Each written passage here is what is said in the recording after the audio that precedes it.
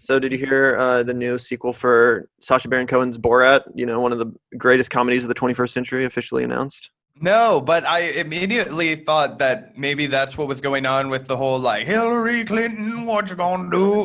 Lock her up like we used to do. Chop them up like the Saudis do. Let's hear for the guys now, okay? So let's see if you're louder than the girls. Here we go. WHO, what we gotta do? Chop them up like the Saudis do. WHO, what we gotta do? Chop them up like the Saudis do. WHO, what we gotta do? Chop them up like the Saudis do. I can't hear you. The girls are louder than you. Okay, I'm gonna ask your name. Yeah, that was amazing. That was a beautiful Yeah. one. It seemed It like was hilarious. done, but if that's in the movie, that'll be great. Yeah, and I think that it'll work a lot better than maybe Sacha Baron Cohen is really great at doing that one thing where he like does political commentary, whereas like I feel like the rest of his career where he tries to like branch out of that and do like more like narrative like regular movies, I'm always a little bit let down. Whereas like More normie stuff. like yeah, but when he came out and he did like I didn't watch the season, but I watched a lot of clips from the show that he did for what was it, Showtime? Yeah, yeah. And there were a lot of really, really funny moments in that. And I feel like he was really kind of getting back into the swing of things. Yes, because he really had lost his footing after. I mean, I like Bruno, but Bruno was I not. didn't really like Bruno, but yeah. And then ever since Bruno, it was just a downward spiral into pretty much, stupidity with the dictator, and like he got more and more mainstream and less clever until the point where it wasn't even really political commentary. It was just Sacha Baron Cohen being stupid. With Who's America, he really was like a return to the form to the Borat days of Ollie G, which was also back in his beginning, but there's some really good clips of Ollie G where it's extremely political. Oh yeah, exactly. And that's what really gives me hope for this Borat sequel is honestly Who is America, because that show was so ingenious, so daring, so ballsy. It leads me to believe that whatever he has up his sleeve for Borat is going to be in the same wicked vein, because Who is America was just so biting, so. Yeah, he doesn't give a fuck. And also, I mean, Borat obviously is probably the most scathing, but also the most just hilarious Bush era comedy, right? Like, what better way to catalog the absurdity of the time than that Borat? Especially because, and we've talked about this, just the scenes at like the rodeo, or like the scene in the the RV, where it's like completely unscripted and it's just him like being off the cuff, like talking light to these society dinner party in this like Georgia, where all the people are like think he's an immigrant, and they're all like, and he brings them the bag of his shit, like like. Yeah, no, it is the best movie of that era, in my opinion, the best portrait of the Bush era, and it would be great if Borat 2 could even come close to that quality, because then we would have another piece of history in the same way of the Trump era, which of course is equally as worthy of satire and parody and deconstruction. Well, that's kind of the interesting thing, right? Is I feel like that there's kind of been this like cop out where like comedians have been like, oh, the Trump world is like beyond parody, like comedy is not funny anymore, everybody takes things too seriously, whereas like here's Sacha Baron Cohen, like an incredibly ostentatious, fearless kind of guy, completely unwilling to cross or willing to cross any line. He's unafraid, and it doing it right at the end of the first term of Donald Trump, when we can kind of really look back and synthesize everything. I think it has the potential, at least, to be a really fantastic film. I'm really excited for it. Oh yeah, I'm really excited for it too, and I really, really hope that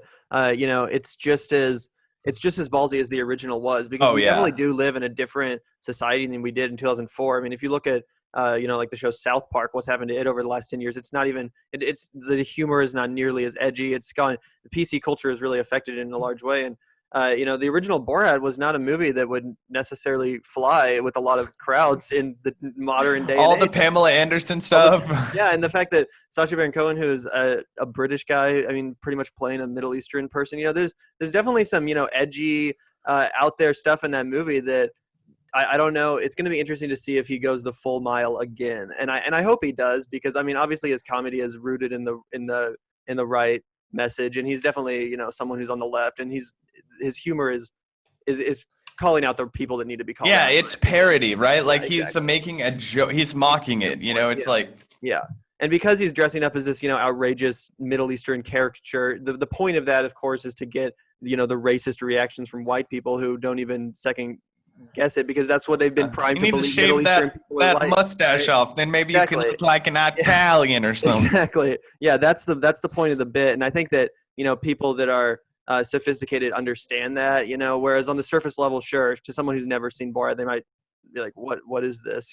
But if you actually understand his comedy and what he's like getting at, it's genuinely brilliant. I think he's one of the true satirists of the century. You can't even get through the opening fucking sequence without pissing yourself. It's so funny. It is one of the outside of any political messaging, it's just so goddamn funny, dude. It's so good. And the way that it stands up almost 2 decades later, oh dude. I know. Classic. Yeah, it never gets old. You can rewatch. I don't think there's been a comedy better comedy that's come out since, in my opinion. Yeah, probably not. Not as far as feature films go. Like I said, Who is America, in my opinion, is an absolute triumph, and I hope that he translates some of that energy because he just took it to a whole nother level in that show, in my opinion, with some of those interviews. Because in Borat, it's mostly normal, regular people that he gets, and Who is America? It's everyone from Dick Cheney to Bernie Sanders. There's real. Yeah, because he has access now. Yeah. So, and the fact that he was with Showtime, he was able to use that to his advantage. I'm really hoping that there's some devastating interviews in this new Borat film. You know what I'm saying? There could be some stuff. Think about all the characters that it currently inhabits. I mean, think about that one clip of him with the dude from Georgia. I know. And Who is America? Yeah, there's so much fertile ground to be explored. Dude, I hope he gets Tom Cotton or somebody. Right, what I mean? Somebody that we're just oh my God, I can't, even you, I can't believe, I want to see Sacha Baron Cohen, ruin someo's presidential fucking career, yeah. Yeah. I want to see him in a room with Josh Hawley. Yeah.